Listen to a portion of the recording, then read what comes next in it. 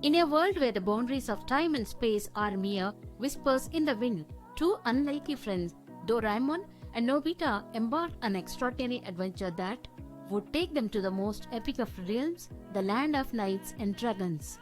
A realm where valor and honor reign supreme and the bravest of heroes roam the land. As the sun dipped into the horizon, casting a warm orange glow over the tranquil streets of Nobita's neighborhood, Doraemon's trusty time-traveling gadget, the time machine, waved to life.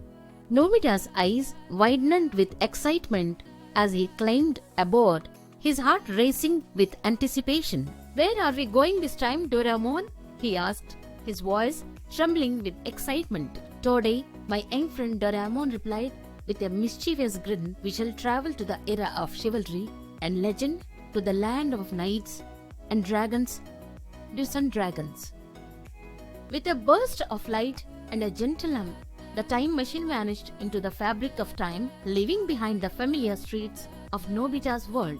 As they materialized in the midst of a lush forest, the air was filled with the sweet scent of blooming wildflowers and the distant sound of clashing steel. Their arrival in the land of knights and dragons was met with a mixture of awe and curiosity. Nobita's eyes widened as he gazed upon the majestic castles, the gleaming armor of the knights, and the fearsome dragons that soared the skies. Doraemon, ever the seasoned adventurer, led the way, his quick wit and cunning guiding them through the unfamiliar terrain.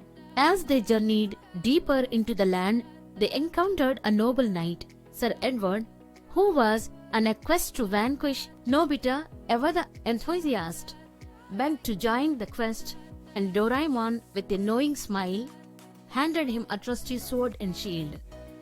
Together, the unlikely trio set out to face the dragon, their hearts filled with courage and their spirits buoyed by the thrill of adventure.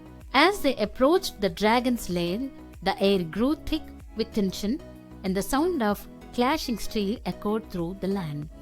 In the heat of battle, Nobita proved himself to be a worthy ally, his sword flashing in the sunlight as he fought alongside Sir Edward and Doraemon. The dragon, a magnificent creature as black as coal and ice that glowed like embers, breathed fire that threatened to engulf them all. But Doraemon, ever the master of gadgets and gizmos, produced a small device from his pocket which emitted a high-pitched whine that disrupted the dragon's concentration. Seizing the opportunity, Nobita and Sir Edward launched a fierce attack, their swords striking true as they vanquished the beast. As the dust settled, the trio stood victorious, their bond stronger than ever. Nobita, his heart filled with pride and his spirit renewed, turned to Doraemon and exclaimed, "This has been the most epic adventure ever. Can we come back and visit again?" Doraemon smiled, his eyes twinkling with mischief. "My young friend, the time machine is always ready to take us on a new journey. Where would you like to go next?"